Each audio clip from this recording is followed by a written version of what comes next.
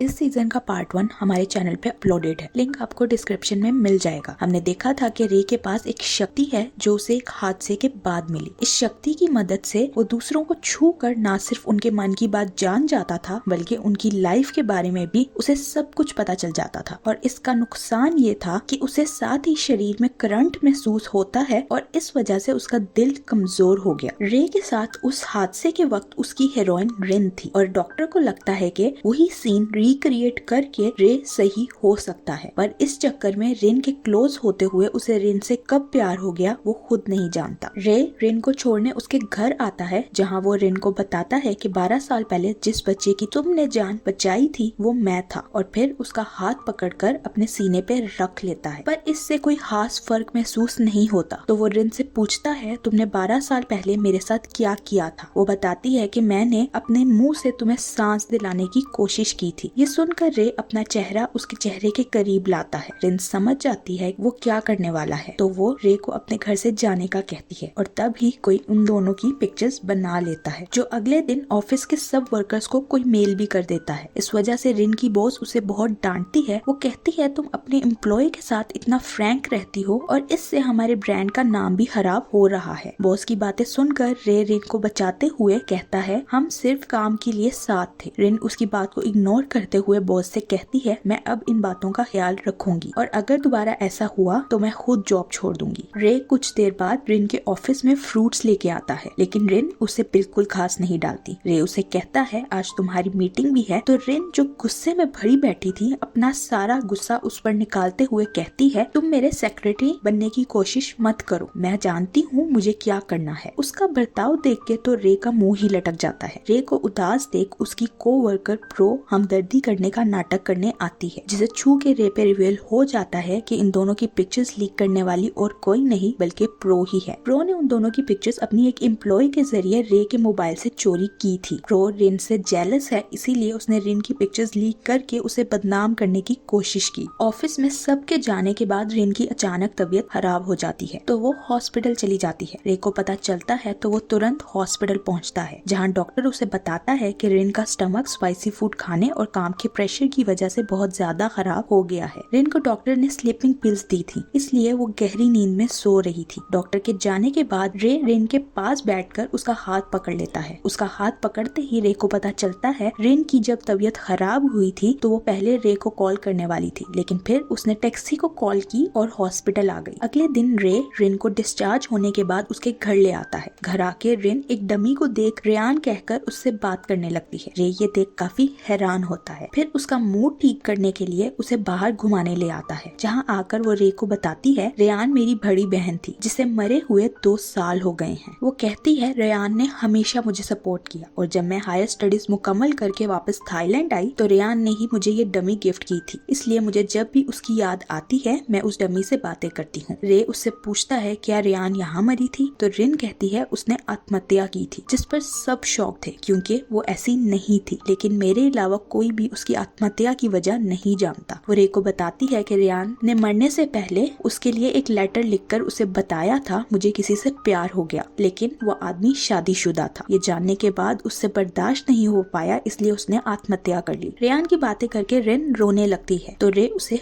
हक कर लेता है। रिन को उसकी बॉस उसी के दिए गए आइडियाज पर एक प्रोजेक्ट देती है और उसे एक मॉडल एमा के साथ काम करने का कहती है। रिन को पहले ही दिन मॉडल का फोटोशूट करवाते हुए उसका काम पसंद नहीं आता। वो बार बार एमा को पोजेस चेंज करने का कहती है, जिससे एमा तंग आकर वहाँ से चली जाती है। उसे रोकने के लिए रे उसके पीछे जाता है और उससे इधर उधर की बातें करके उसका गुस्सा ठंडा करता हुआ काम पे वापस ले आता है। रे को एमा के साथ बातें करते देख रिन उससे जेलस होने लगती है। एमा दोबारा फोटोशूट शुरू करवाती है और इस बार वो अपना काम बहुत अच्छे से करती है। फोटोशूट के दौरान भी रे उसे स्माइल देकर इनकरेज करता है, जो देख देख कर रिन अंदर ही अंदर जल भुन रही थी। फोटोशूट खत्म होते ही एमा भागकर रे के पास आ जाती है, जो देख अब रिन की बर्दाश्त खत्म हो जाती है और वो गुस्से में वहाँ से चली जाती है। रात को रे रिन के घर आता है, लेकिन वो उसे वापस जाने का कहती है, जिस पर रे उसका हाथ पकड़ता है तो उसे पता चलता है कि रे एमा की वजह से जेलस हुई घर आ गई है। ये देखकर रे उसे छेड़ते हुए कहता है मैं छोटी लड़कियों को पसंद नहीं करता। तो रिन जल्दी से पूछती है फिर तुम्हें कैसी लड़कियां पसंद हैं? रे उसे शरारती नजरों से देखते हुए कहता है तुम्हारी जैसी, जिस पर रिन मन ही मन में खुश बेहोश हो जाती है। रिन को अपनी कलेक्शन एक फैशन शो में दिखानी थी, लेकिन उसके पास कोई मेल मॉडल नहीं था। ऑफिस में सब इस बारे में बात कर रहे थे जब एमा उन्हें रे को मॉडल बनाने का कहती है। रे कहता है कि मैंने कभी मॉडलिंग नहीं की, तो एमा उसे कहती है मैं तुम्हें सिखा दूंगी। एमा की बात सुनकर बाकी सारे एम्प्लॉयज भी रे को मनाने की कोशिश करने लगते हैं, लेकिन रिन ऐसा नहीं चाहती थी। आखिर रे उन सब की बात मानते हुए मॉडलिंग के लिए तैयार हो जाता है, जिस पर खुश हुए सब उसे छूने के लिए करीब आते हैं और इतने लोगों के छूने की वजह से वो बेहोश हो जाता है। रे को होश आता है तो वो हॉस्पिटल में था, जहाँ रिन उससे मिलने आती है तो रे अपने डॉक्टर को उसके बारे में बताता है। डॉक्टर रिन के बारे में जानकर पहले रे की और फिर रिन की हार्ट बीट चेक करता है और रे को बताता है कि तुम्हारी और रिन की हार्ट बीट एक जैसा काम करती है, इसीलिए जब तुम रिन को छूते हो तो तुम्हें कोई तकलीफ नहीं होती। डॉक्टर रे से कहता है अब तुम्हें किसी को छूना नहीं है, वरना इस बार तुम्हारी जान भी जा सकती है। आज रिन की कंपनी को फैशन शो में अपनी कलेक्शन दिखानी थी, लेकिन एमा गायब थी क्योंकि उसके एक्स ने उसकी प्राइवेट फोटोज लीक कर दी थी और वो सबके लिए मजाक बन चुकी थी। रे को छत पर एमा नजर आती है, जहाँ से कूदकर वो आत्महत्या करने वाली थी। रे उसे रोकते हुए हौसला देता है और उसकी बातें सुनकर एमा रोते हुए उसे हग कर लेती है और रे उसके टच करने की वजह से बेहोश हो जाता है, जिस पर उसका दोस्त ग्रे उसे वहाँ से उठाकर लाता है। फैशन शो शुरू हो गया था, जहाँ पहले रे मॉडलिंग करता है और फिर एमा वॉक के लिए आती है। वो अपना ड्रेस दिखाने के लिए ऊपर वाला गाउन खोलती है तो उसका नीचे वाला ड्रेस भी खुल जाता है, जिस कारण वो शर्मिंदा होकर वहीं नीचे बैठ जाती है। ये देखकर रे भागते हुए आकर उसे अपना कोट देता है, लेकिन इसमें बहुत सारे लोग एमा के पास आने के लिए उसे टच करते हैं और वो वहीं कमजोरी की वजह से बेहोश हो जाता है। सब उसे उठाकर अंदर लाते हैं और इस बार उसे कुछ देर बाद खुद ही होश आ जाता है। दूसरी तरफ रिन की बॉस मीडिया वालों से बात करने के बाद प्रो से मिलती है, जो रिन के खिलाफ उनके कान भरने लगती है। फिर बॉस अंदर जाने लगती है तो इस फैशन शो का मालिक जो रिन का एक्स भी था, वो बॉस को बातें सुनाते हुए कहता है आज सोशल मीडिया पर मेरा फैशन शो नहीं बल्कि आपकी मॉडल एमा और आपकी डिजाइनर रिन ट्रेंड कर रही है। रिन जो अपने ही एक एम्प्लॉय को डेट कर रही है, इस वजह से आपके ब्रांड का नाम भी खराब हो रहा है। बॉस पहले ही प्रो की बातों में आई हुई थी, अब रिन के एक्स की बातें सुनकर उसे रिन पर और भी गुस्सा आता है और इस वजह से वो रिन के पास जाती उसके मुंह पर थप्पड़ ही मार देती है। रिन शॉक थी। बॉस उसे कहती है तुमने आज जबरदस्ती एमा और रे की मॉडलिंग के लिए कहा, हालांकि वो दोनों ही ठीक नहीं थे। बॉस कहती है तुम्हारी वजह से आज का शो भी खराब हुआ और हमारा ब्रांड का नाम भी, इसलिए अब से तुम सिर्फ ऑफिस में बैठकर डिजाइन्स बनाओगी। रिन को बॉस की बातें बुरी तो लगती हैं, लेकिन वो बॉस से सॉरी कहती है और साथ ही रिजाइन भी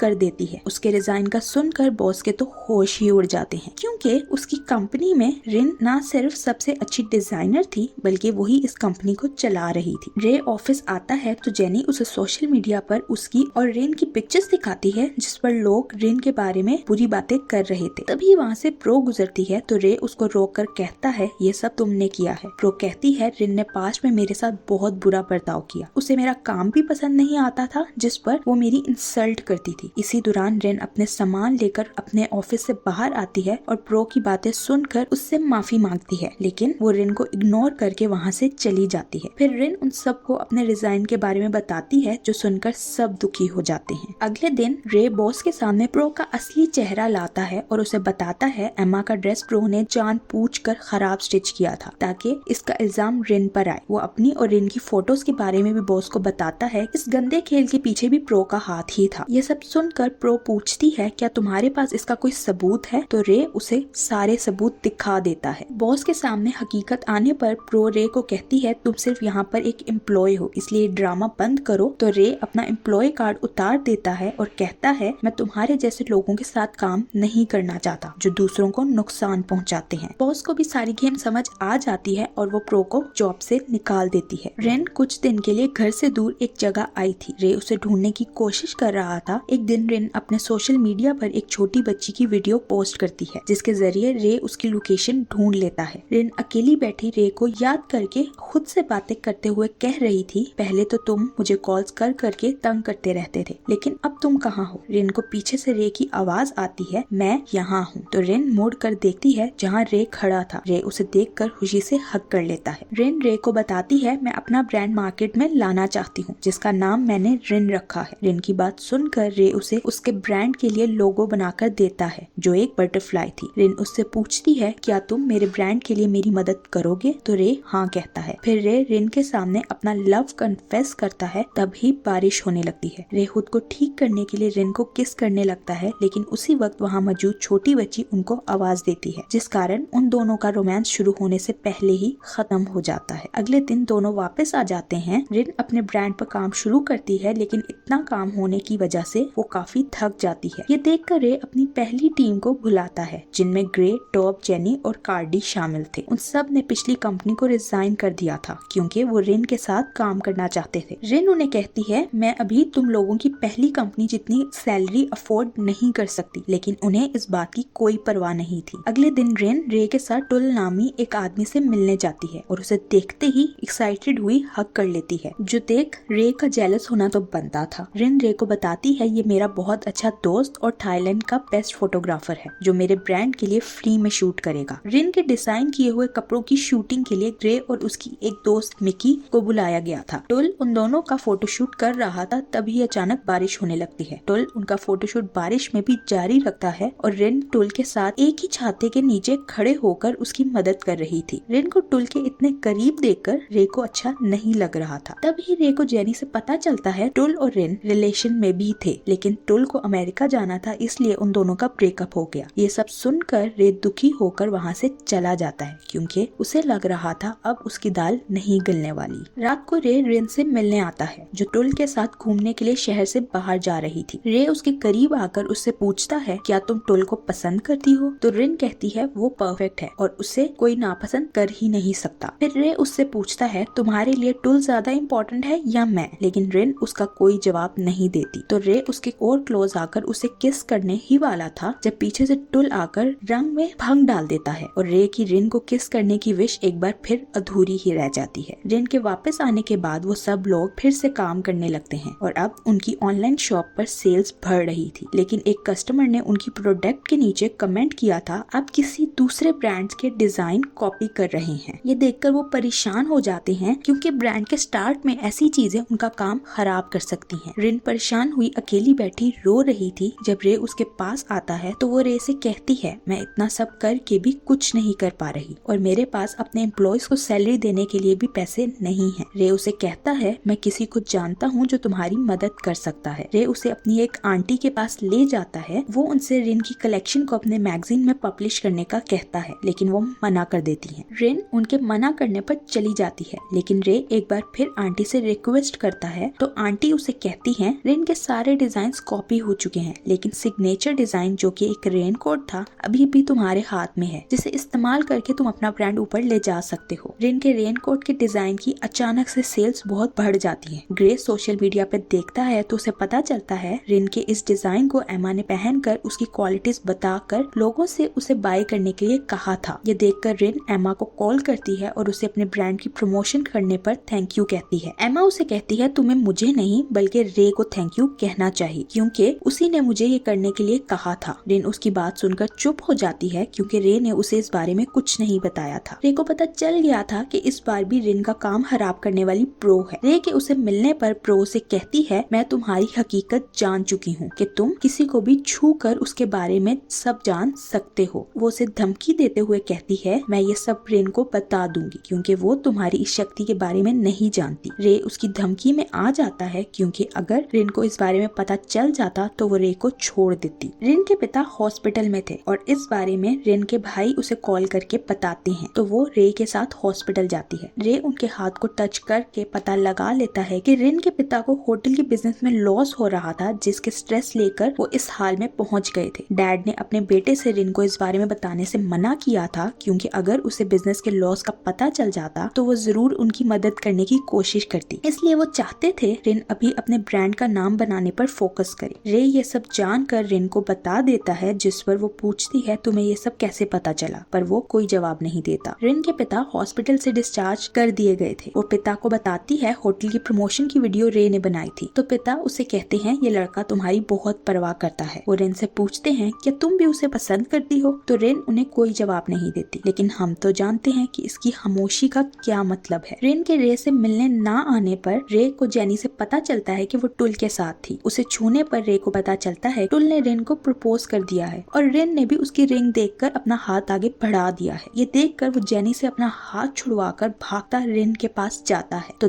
देखता है कि वो टुल को हक कर रही है। ये देख उसका तो दिल ही टूट जाता है। इधर रिन ग्रे को कॉल करके रे के बारे में पूछती है, लेकिन ग्रे को भी उसके बारे में नहीं पता था। रिन परेशान होते हुए ग्रे से कहती है, मैं रे को काफी देर से कॉल कर रही हूँ, लेकिन वो फोन नहीं उठा रहा। ग्रे और टॉप को पता था रे इस वक्त कहाँ हो सकता है, इसलिए वो दोनों छत पर जाते हैं जहाँ वो जमीन पर बैठा था। ग्रे रे को छूता है तो उसे पता चलता है उसका शरीर बुखार से जल रहा है, क्योंकि रे सारी रात बारिश में भीगता रहा था। वो दोनों रे को पकड़कर नीचे ले जाने लगते हैं कि वो बेहोश हो जाता है। रे की आंख खुलती है तो वो खुद को हॉस्पिटल में पाता है, जहाँ रिन भी उसके पास ही बैठी थी। उसे होश में आता देख रिन उसे डांटने लगती है, जिस पर रे कहता है कि तुम्हारा तो अब एक बॉयफ्रेंड है, तो तुम मेरी चिंता क्यों कर रही हो। उसकी बात पर रिन हैरान होकर पूछती है, कौन सा बॉयफ्रेंड। तो रे टुल का नाम लेता है, जिस पर रिन हंसने लगती है। रे कहता है, तुम उसे हक कर रही थी क्योंकि उसने तुम्हें प्रपोज किया था। तो रिन कहती है, तुमने मुझे हक करते देखकर खुद से ही सब समझ लिया। रिन उसे बताती है, मैंने टुल का प्रपोजल एक्सेप्ट नहीं किया, वो मेरा अच्छा दोस्त है, इसलिए उसे इनकार करने के बाद मैं उसे हक कर रही थी। तो रे खुशी से उसे हक कर लेता है। अगले दिन रे रिन को बताता है, थाईलैंड में न्यू ब्रांड डिजाइनर्स का मुकाबला होने वाला है, जिसमें तुम्हें भी हिस्सा लेना चाहिए। तो रिन कहती है, मैं न्यू डिजाइनर नहीं हूँ, लेकिन रे उसे जबरदस्ती लेकर उस मुकाबले के लिए डिजाइन जमा करवाने जाता है। जब रिन अपने डिजाइन लेकर जजेस के पास जाती है तो वहाँ उसका एक्स और रे की आंटी जजेस थे। रिन का एक्स उसे कहता है, तुम न्यू डिजाइनर नहीं, तो फिर इस मुकाबले में तुम्हारा क्या काम। आंटी भी उसके एक्स का साथ देती है। रिन कुछ देर बाद बाहर आती है तो रे उससे पूछता है, मुकाबला कैसा रहा, जिस पर रिन कहती है, तुम्हारी आंटी और मेरे एक्स यहाँ जजेस हैं, तो वो मुझे यहाँ बर्दाश्त नहीं करेंगे। तभी वहाँ प्रो आती है। प्रो रिन पर तंज करते हुए कहती है, मैं ये मुकाबला जीतने आई हूँ। पहला राउंड प्रो